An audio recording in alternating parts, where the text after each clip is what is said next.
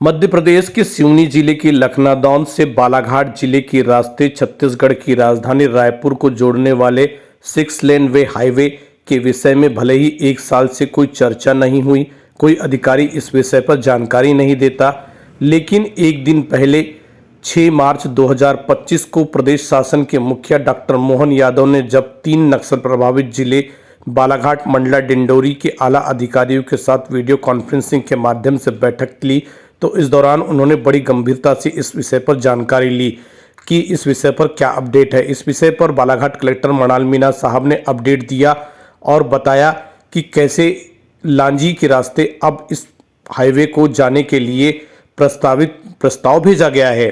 आपको बता दें कि बाकायदा इस मामले में प्रदेश के मुखिया डॉक्टर मोहन यादव साहब ने 15 दिन के भीतर एक और ब्रीफिंग बैठक के दौरान पूरी जानकारी लेने की बात कही।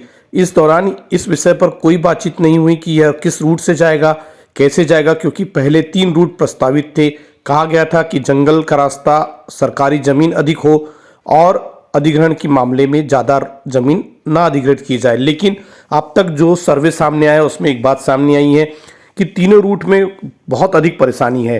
पहला रूट था लखनादौन के रास्ते बालाघाट जिले के बैहर तहसील के अंतर्गत और बिरसा तहसील के रास्ते सालटेकरी होते हुए लांजी के रास्ते या छत्तीसगढ़ को जोड़ता। लेकिन इस रास्ते में बहुत अधिक वन भूमि है। वन भूमि का अधिग्रहण मतलब वन्य प्राणियों को दिक्कत देना।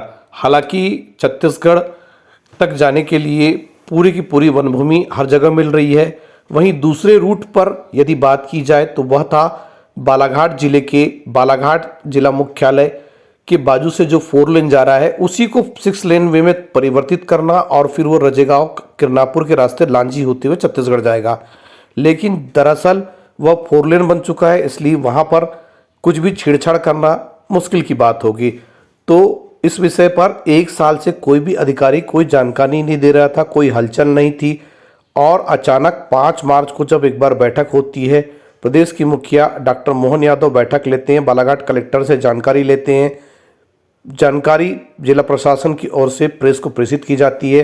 एक बार फिर मामला बड़े स्तर पर आ जाता है कि साहब इस मामले में क्या चल रहा है। 15 दिन के भीतर जो ब्रीफिंग बैठक होगी उसमें जानकारी ली जाएगी। तो फिर एक बार यह मामला बालाघाट जिले के साथ साथ सिवनी जिले के लिए भी बड़ा हो जाता है कि प्रदेश के मुखिया डॉक्टर मोहन यादव साहब ने इस विषय पर जानकारी ली है, बताया है और पूछा है कि साहब इस 6 लेन वे का हुआ क्या, क्योंकि नक्सलवाद की जड़ों को उखाड़ने के लिए सड़क बड़ा वो है मामला है। और पहले भी सड़क बनाई गई है, बहुत सारी सड़कें, कनेक्टिविटी बढ़ी है और जहाँ जहाँ कनेक्टिविटी बढ़ी है वहाँ वहाँ नक्सलवाद खत्म हो गया है। तो प्रदेश शासन का शायद सोचना यही है कि यदि ये 6 लेन हाईवे नक्सल प्रभावित क्षेत्र से गुजरता है, मतलब सालटेकरी के रास्ते बिरसा होते हुए छत्तीसगढ़ को जोड़ता है, तो शायद नक्सलवाद बहुत अधिक प्रभावित होगा। लेकिन आपको बता दें कि यहाँ पर बहुत अधिक वन भूमि है, इसलिए यह कहा जाना अभी जल्दबाजी होगी कि नक्सलवाद इस रास्ते से ख़त्म हो जाएगा।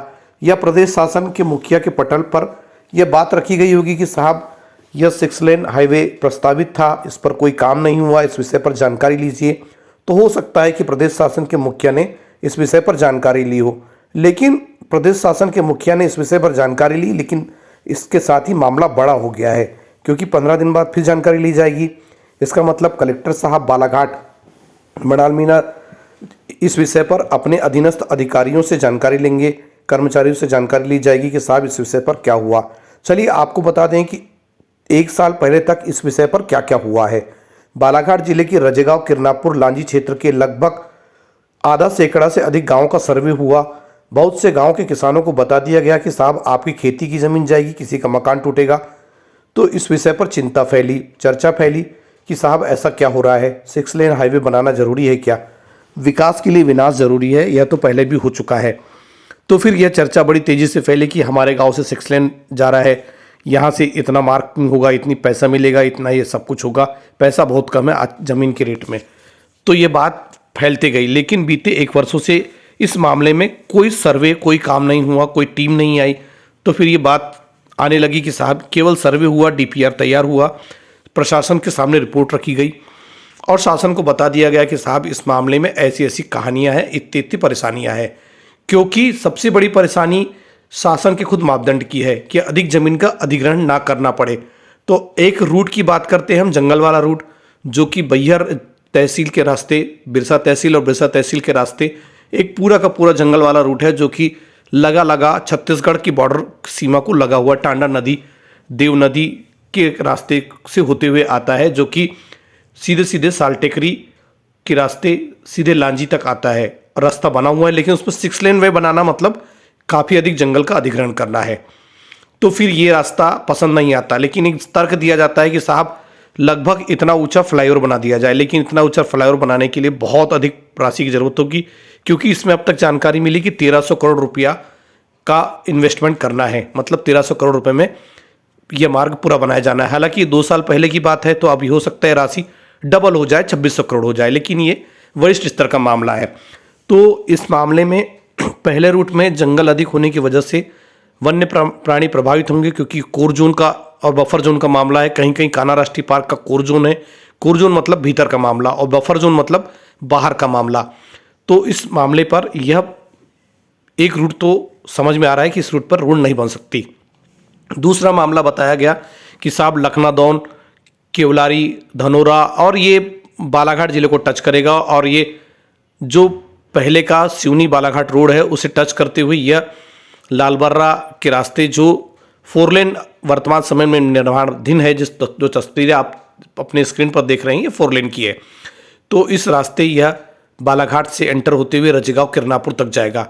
रजेगांव तक ऑलरेडी 4 लेन बन रहा है, वहाँ से किरनापुर और उसके बाद लांजी। तो इस रास्ते में 4 लेन इस सड़क को प्रभावित कर रहा है। और इस रास्ते में सबसे ज़्यादा बड़ी दिक्कत यह है कि किसानों की ज़मीन, भूमि स्वामी की ज़मीन अधिग्रहण करनी पड़ेगी। तो ये मामला भी थोड़ा पेच में अटक गया कि साहब यहाँ भी बहुत दिक्कत है। तो समझ में आया कि जब अधिकतर मामले पेच में अटक रहे हैं, तो फिर इस 4 लेन, 6 लेन जंगल जमीन अधिग्रहण को ठंडे बस्ते में डाल दिया जाए और इस 6 लेन वेब से छुटकारा पा लिया जाए। क्योंकि बीते 1 वर्ष पहले चुनाव से ठीक कुछ दिन पहले केंद्रीय सड़क परिवहन मंत्री नितिन गडकरी साहब ने घोषणा की कि बालाघाट सिवनी रोड, जिसकी हालत बहुत अधिक खस्ता हाल है, उसे बना दिया जाएगा। तो फिर जानकारी मिली कि जब वो रोड बन रही है, एक 6 लेन, क्षमा चाहता हूँ, 4 लेन बन जाएगी, तो फिर 6 लेन की कोई ज़रूरत नहीं है। लेकिन कहते हैं जब प्रस्ताव आया है तो उस पर विचार जरूर होगा। विचार हुआ, सर्वे हुआ, सब कुछ हुआ, लेकिन अधिकारियों ने जो सर्वे किया और जो सर्वे में पाया वो यही पाया कि ज़मीन अधिक अधिग्रहण हो रही है। क्योंकि आपको बता दें कि वर्तमान समय में सिवनी या फिर जबलपुर के रास्ते अगर आपको रायपुर जाना है तो लगभग 7 से 8 घंटे लगते हैं, और 6 वे एक्सप्रेस वे हाईवे बन जाता है तो 1.5 से 2 घंटा, 3 घंटा जैसा जानकार कहते हैं।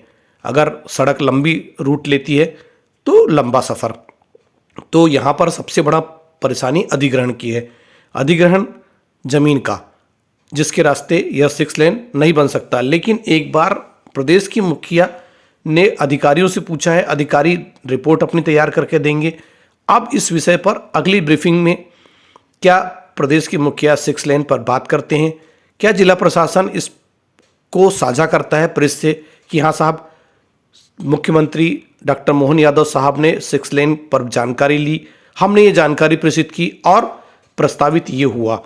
तो क्या 6 लेन की ऐसी ही जानकारी में 6 लेन बन जाएगा? यह भी बड़ा सवाल है, क्योंकि यदि अगर सीएम पूछ रहे हैं तो कुछ ना कुछ बड़ी चीज़ होने वाली है। तो कन्फर्म है कि अगले 15 दिन का इंतजार करें, देखते हैं अगले 15 दिन में प्रदेश के मुखिया डॉक्टर मोहन यादव साहब क्या जानकारी लेते हैं, क्या इस विषय पर बातचीत होती है, क्या इस विषय पर मनाल मीणा साहब जानकारी देते हैं, क्या इस विषय पर पुलिस के अधिकारी जानकारी देते हैं कि साहब यहाँ से रोड बनना थोड़ा असंभव है, मुश्किल है। क्योंकि जैसे समय समय पर नक्सली सड़क का विरोध करते आए हैं, तो हो सकता है कि इस सड़क का बड़ा विरोध हो, क्योंकि ये सड़क बड़े विकास को साथ में लाएगी, मतलब नक्सलवाद को खत्म करेगी। नक्सलवाद को खत्म करने के लिए प्रदेश शासन की अच्छी पहल, पहले भी सड़कें बनती रही है, लेकिन 6 वे हाईवे पर विचार एक अच्छी पहल। बालाघाट जिले की ऐसी ही अपडेट खबरों के लिए न्यूज़ को करें लाइक, शेयर, कमेंट्स और चैनल को सब्सक्राइब करना ना भूलें, जिससे हमारी हर अपडेट खबर आपके मोबाइल तक पहुंच जाएगी।